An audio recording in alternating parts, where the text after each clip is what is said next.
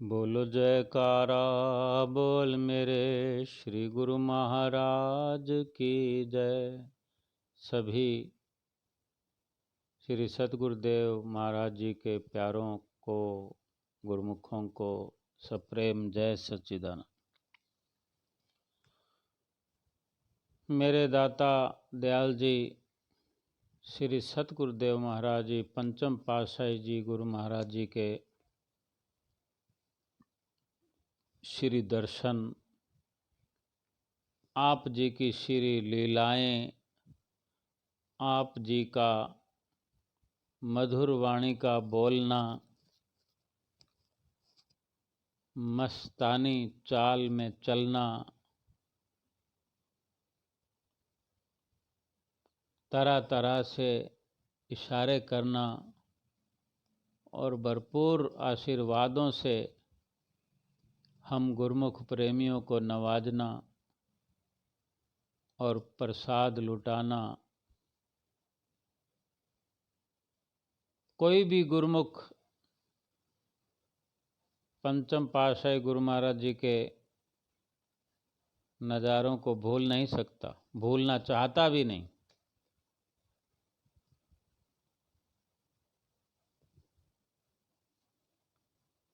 और प्रेमी अपने प्रीतम से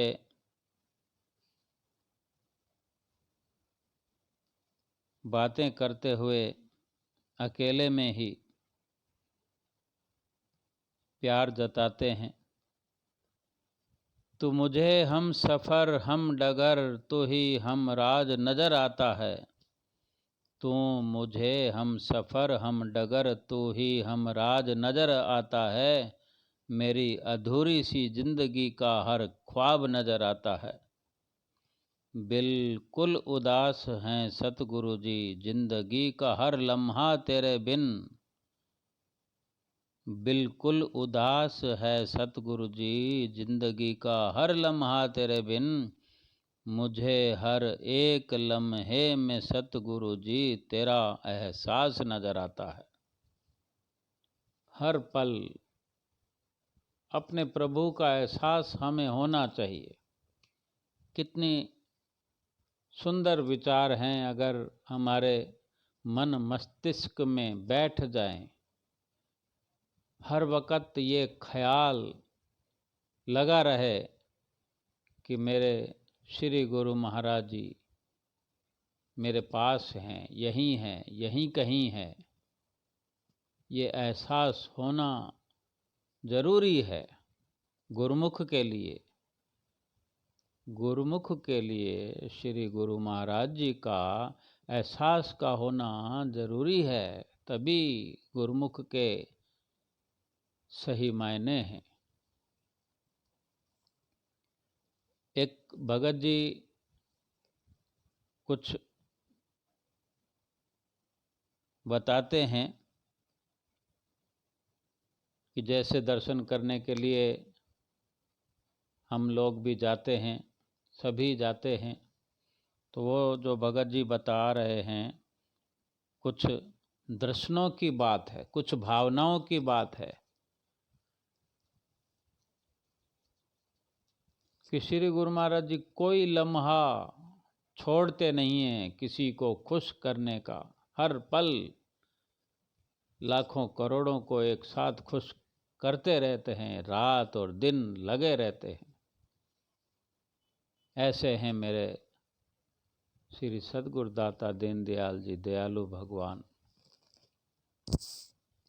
वो भगत जी बताते हैं कि मैं अपनी माता जी को लेकर श्री आनंदपुर दर्शन करने के लिए गया हुआ था। माता जी बुजुर्ग थीं तो ठीक से चल नहीं पाती थी और अशोकनगर में अगर रेलवे स्टेशन पर उतरते हैं तो कई बार उनको उठाकर भी लाइनें पार करनी पड़ती थी।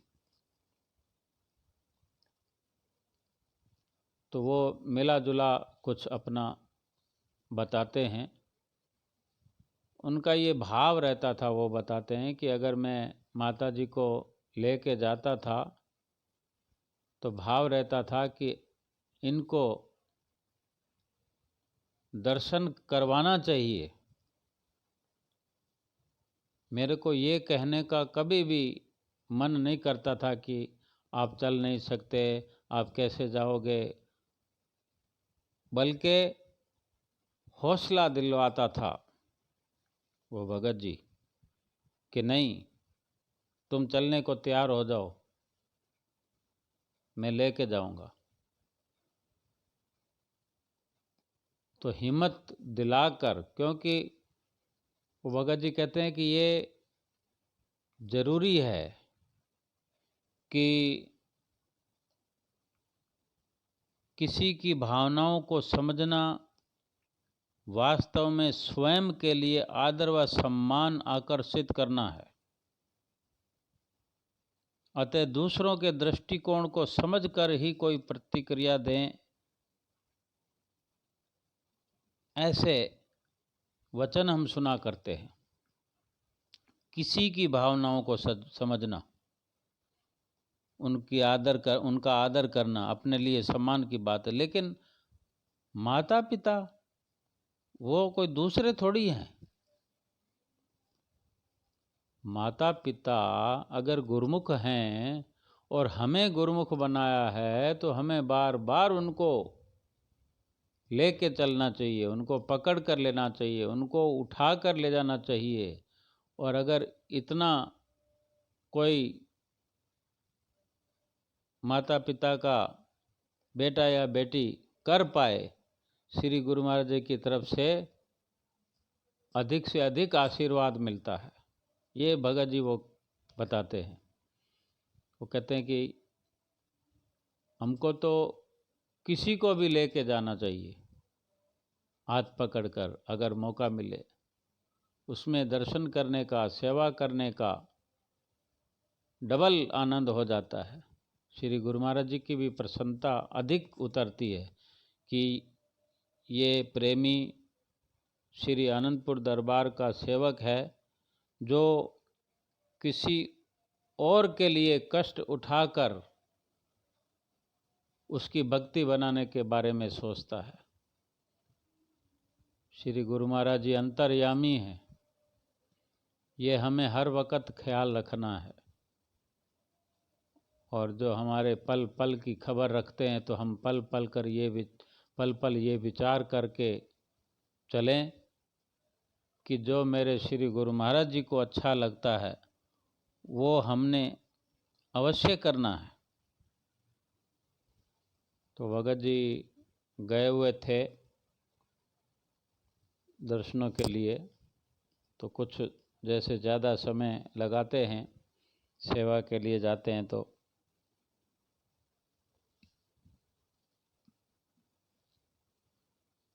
त्योहार पर गए थे और रुक गए सेवा के लिए।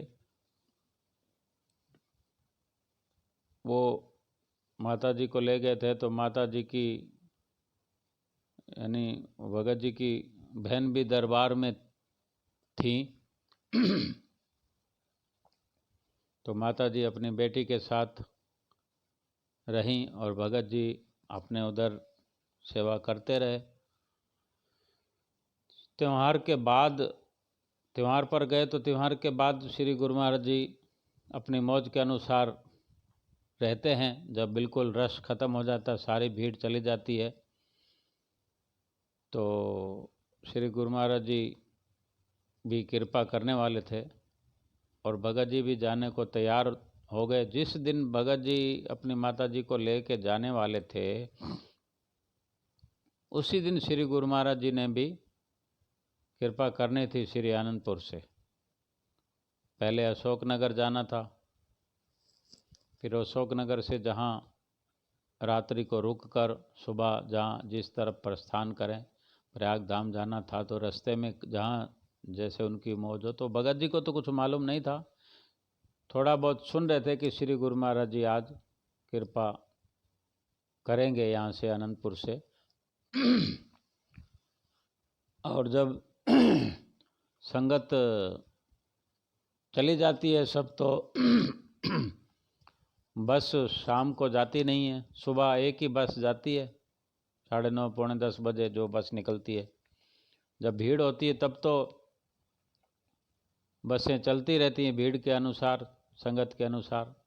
अब सारी भीड़ समाप्त होगी, त्यौहार के 15 दिन ऊपर हो गए, तो भगत जी के पास एक ही रास्ता था, सुबह निकलना, सुबह ही जाना था। सुबह अशोकनगर के लिए रवाना हो गए सुबह वाली बस में। लेकिन मन नहीं कर रहा था। भगत जी कहते मन नहीं, श्री गुरु महाराज जी दरबार में जब हम इतने दिन रुके हुए हैं तो कुछ और रुकना चाहते हैं, लेकिन घर से भी जुड़े होते हैं, संसार से भी जुड़े होते हैं, सब कुछ देखना होता है। तो तैयारी होगी, या अपना दाना पानी समझ लें, गुरु महाराज जी की कृपा समझ लें, मौज समझ लें। और गुरु महाराज जी की कृपा में तो बहुत कुछ छुपा होता है, हम तो समझ ही नहीं पाते। हम तो बाद में कहते हैं अच्छा ये बात थी, तभी श्री गुरु महाराज जी ने ऐसा किया, अच्छा ये लीला थी गुरु महाराज जी की, अब समझ में आया। तो भगत जी चले गए अशोकनगर। उनकी गाड़ी थी रात को 10 बजे और सुबह 10 बजे रवाना होकर 11 बजे अशोकनगर पहुंच गए। अशोकनगर फिर वो अपने जो बस स्टैंड है अशोकनगर के अंदर, जहाँ से बसें खड़ी होकर चलती हैं, तो वहाँ दरियाँ बिछी होती है संगत के लिए। तो वहाँ बैठ गए, कोई संगत तो थी नहीं, वो अकेले थे, भगत जी थे, माता जी थे। तो जब लंगर में खाना खाना हो तो माता जी खा के आ जाएं, सामान था तो माता जी आ जाएं तो भगत जी चले जाएं। इस तरीके से टाइम पास होता रहा। फिर शाम को भगत जी टहल रहे थे वहीं, कोई 5 साढ़े 5 बजे का समय था। चाय वगैरह भी पी ली, माता जी ने भी पी, भगत जी ने भी पी।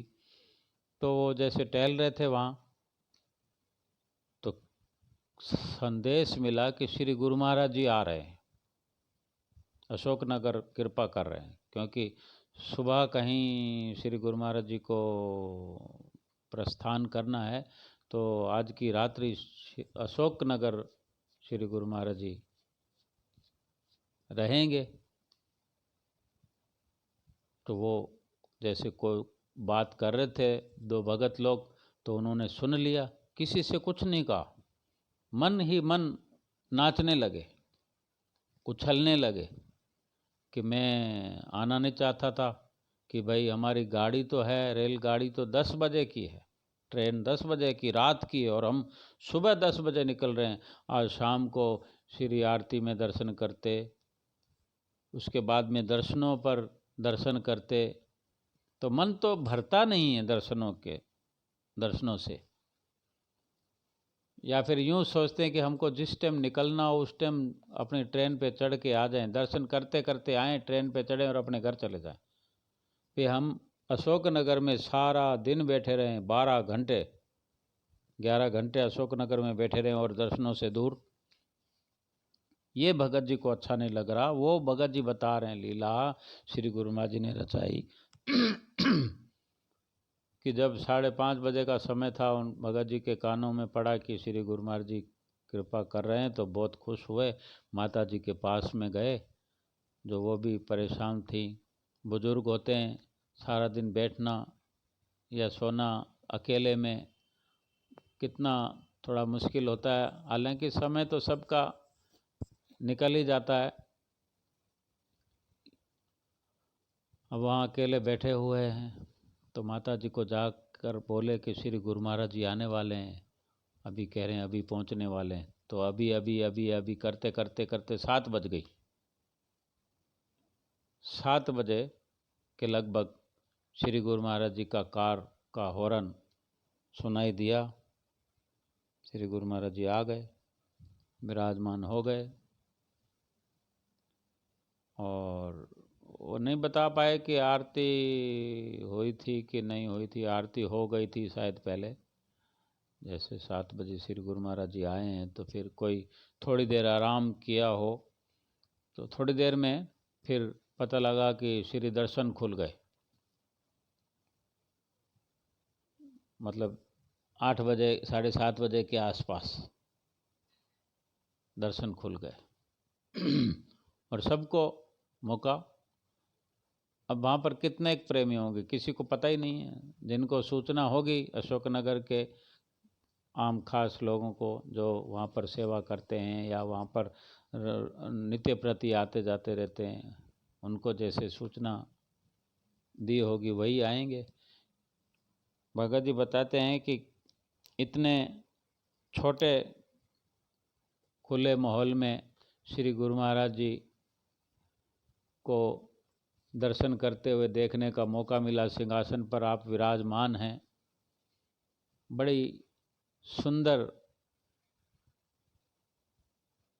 सुंदरता लिए हुए आप जी का रूप निखारने का मौका मिला।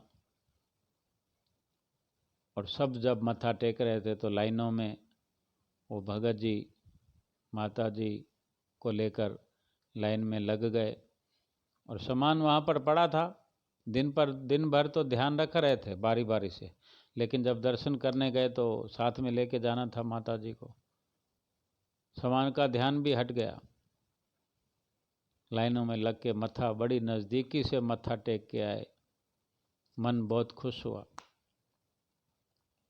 फिर थोड़ी देर में उनका समय हो गया, उनकी मनोकामना पूरी हो गई। जो आनंदपुर से वो दर्शनों को छोड़ के नहीं आना चाहते थे, तो अंतिम समय तक, यानी हम ट्रेन में जाएं तो सीधे दर्शन करते करते ट्रेन में जाके चढ़ जाएं। तो देखो वो प्रेमी भी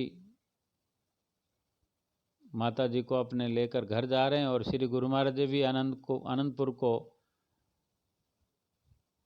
वहाँ से आनंदपुर से विदाई करके आगे का प्रोग्राम बना रहे हैं। कितनी विचित्र बात है ना। फिर वो भगत जी बताते हैं श्री गुरु महाराज जी से प्रसाद लेकर, आशीर्वाद लेकर स्टेशन पर चले गए। स्टेशन पर जाकर रुके तो वो व्यास पूजा के बाद का, व्यास पूजा का त्यौहार था, तो व्यास पूजा हो चुकी थी, उसके 15 दिन की बात है बाद की। फिर रेलवे स्टेशन पर खड़े थे, गाड़ी का इंतज़ार कर रहे थे, तो बरसात आने लगी। जहाँ उनका कोच लगना था ट्रेन का, वहाँ बरसात आने लगी। फिर इधर उधर होने लगे। अब माता जी बुजुर्ग साथ में हैं जो छोटी से चलती हैं, और इधर सामान है श्री गुरु महाराज जी के। वो वहाँ अगर दरबार में काफ़ी दिन वहाँ पर रहते हैं सेवा के लिए, तो बहुत सारा प्रसाद भी इकट्ठा हो जाता है, कार्टूनों के कार्टून इकट्ठे हो जाते हैं। अब वो बार बार सामान लेके छपरे के नीचे खड़े हैं प्लेटफॉर्म पर। वहाँ तो बरसात से बचते हैं, लेकिन उनका कोच आने वाला था छपरे से अलग हट के। अशोकनगर का प्लेटफार्म तो ऐसा ही होता था पहले, ये कोई 20 साल पुरानी बात है। तो इधर उधर भागे, थोड़े परेशान हुए, थोड़ी तकलीफ़ हुई, मन दुखी होता है। साथ में कोई बुज़ुर्ग हो तो उनको परेशानी होती है। तो कि मैं परेशान हो रहा था, ऐसे ऐसे करके ट्रेन आ गई। ट्रेन आ गई तो ट्रेन में उसमें बहुत भीड़ होती है प्लेटफॉर्म पर। तो भगत जी बताते हैं कि मैंने माता जी को पकड़कर ऊपर चढ़ाया, सामान को पीछे हाथ लगाने लगा तो देखा कोई बंदा, मैं हाथ से बैग उठा रहा था कि एक एक करके मैं ऊपर चढ़ाऊं, तो पीछे जैसे देखा तो पीछे कोई वो दूसरे मुसाफिर होते हैं कि वो अपने आप उठाकर मेरे को देने लगे कि आप चढ़ाते जाओ। उन्होंने देखा कि ये भगत जी माता जी को चढ़ा रहे हैं, तो उसके दिल में कोई आया होगा कि देखो बुजुर्ग माता को लेकर आया है। और सीधी सीधी बात है कि श्री गुरु महाराज जी की सारी लीला है, सारी रचना है कि वो अपने प्रेमियों पर कैसे प्यार लुटाते हैं। उन लोग चलते मुसाफिर ने सारा सामान चढ़वा दिया और अंदर भगत जी आराम से बैठ गए, सुख की सांस ली, श्री गुरु महाराज जी को याद किया, श्री गुरु महाराज जी का धन्यवाद किया कि आप कितने दयालु हैं प्रभु। आपकी दयालुता का मैं वर्णन नहीं कर सकता। मैं आपका जन्म जन्म तक ऋणी रहूं तो भी कम है। ऐसे हैं मेरे सतगुरु दाता दयाल जी, और उनकी महिमा का तो हम पार पा ही नहीं सकते। बस वो हमें नवाजते रहें। आपकी नजरों ने समझा प्यार के काबिल मुझे, नेमतें दुनिया की सारी हो गई हासिल मुझे। आपकी नजरों ने समझा प्यार के काबिल मुझे, कि केवल आप हमें काबिल समझ लें सतगुरु जी। आपने हमें काबिल समझ लिया, सारी दुनिया की नेमतें मिल गई, सारी दुनिया का धन मिल गया, त्रिलोकी का राज मिल गया। त्रिलोकी नाथ जब आपने हमें संभाल लिया तो ये त्रिलोकी का राज हमारा ही हुआ। हम आपके हुए तो आपकी हर शय पर हमारा राज है। आनंदपुर दरबार आपने बनाया, लेकिन हमने आपको अपना बना लिया, तो आपने हमें अपना लिया, तो आनंदपुर तो हमारा ही हो गया। बोलो जयकारा बोल मेरे श्री गुरु महाराज की जय।